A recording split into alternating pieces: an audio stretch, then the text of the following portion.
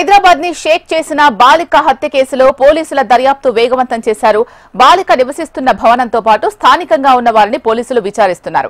Building లో ఉన్న ఒరిస్సాకు చెందిన సంజీవరావుపై పోలీసులు అనుమానం వ్యక్తం చేస్తున్నారు.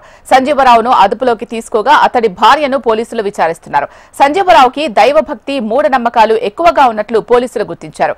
గతంలో అతని భార్యను చేతబడి చేశారంటూ ఒక మాంత్రికుడి వద్ద యంత్రం కట్టించుకున్నాడు. ఘటనా స్థలానికి చేరుకుని కూకట్పల్లి ఏసీపీ రవికిరణ్ విచారణ చేపట్టారు. రైట్, ఇదే అంశానికి సంబంధించి పూర్తి సమాచారం మా హైదరాబాద్ బ్యూరో చీఫ్ రమణ అందిస్తారు. రమణ, బాలిక హత్య కేసు సంబంధించి దర్యాప్తు ముమ్మరంగా సాగుతుంది. నిజానికి పెద్దగా పోలీసులు దొరకలేదు.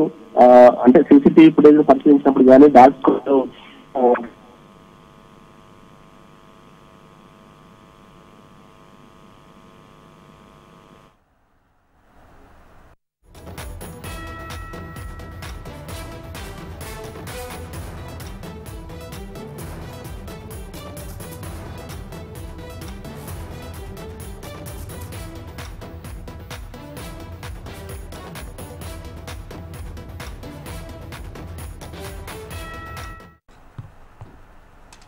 హైదరాబాద్ ని షేక్ చేసిన బాలిక హత్య కేసులో పోలీసులు దర్యాప్తు వేగవంతం చేశారు. బాలిక నివసిస్తున్న భవనంతో పాటు స్థానికంగా ఉన్న వారిని పోలీసులు విచారిస్తున్నారు. బిల్డింగ్ లో ఉన్న ఒరిస్సాకు చెందిన సంజీవరావుపై పోలీసులు అనుమానం వ్యక్తం చేస్తున్నారు. సంజీవరావును అదుపులోకి తీసుకోగా అతడి భార్యను పోలీసులు విచారిస్తున్నారు. సంజీవరావుకి దైవభక్తి మూఢనమ్మకాలు ఎక్కువగా ఉన్నట్లు పోలీసులు గుర్తించారు. గతంలో అతడి భార్యను చేతబడి చేశారంటూ ఒక మాంత్రికుడి వద్ద యంత్రం కట్టించుకున్నాడు. ఘటనా స్థలానికి చేరుకుని కూకట్పల్లి ఏసీపీ రవికిరణ్ విచారణ చేపట్టారు.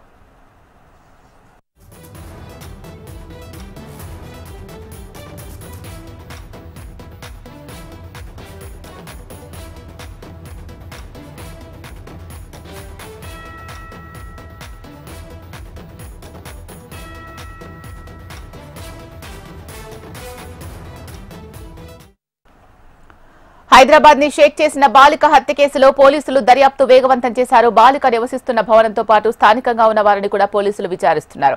రైట్, ఇదే అంశానికి సంబంధించి పూర్తి సమాచారం మా హైదరాబాద్ బ్యూరో చీఫ్ రమణ అందిస్తారు. రమణ, చెప్పండి అప్డేట్స్.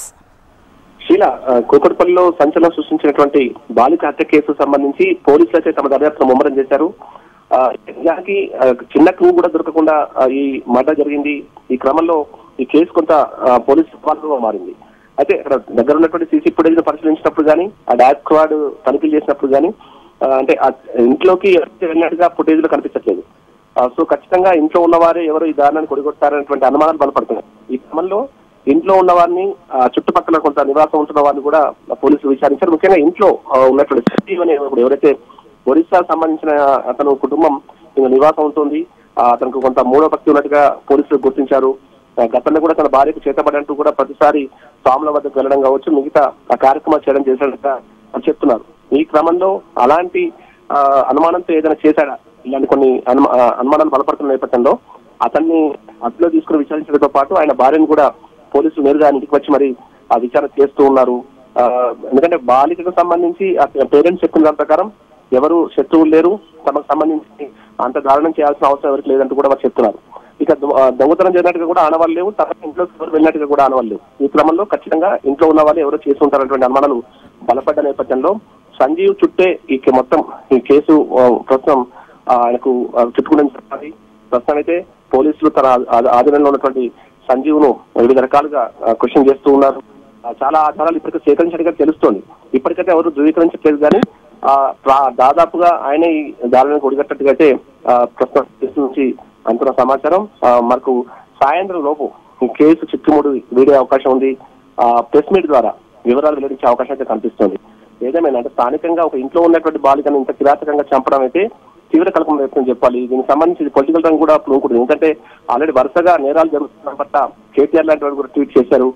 ఈ క్రమంలో పొలిటికల్ గా కూడా కొంత ఒత్తిడి ఉన్న నేపథ్యంలో పోలీసులు కూడా చాలా సీరియస్ గానే కేసును తీసుకున్నారు. ఖచ్చితంగా కేసు చిక్కుముడి వీడిస్తామని చెప్పి వారు చెప్తున్న పరిస్థితి కనిపిస్తుంది. ప్రస్తుతం అయితే సంజీవ్ ఈ దారుణ ఉండొచ్చనే అనుమానాలే బలపడుతున్నాయి. శిలా, రైట్, థ్యాంక్ యూ రమణ.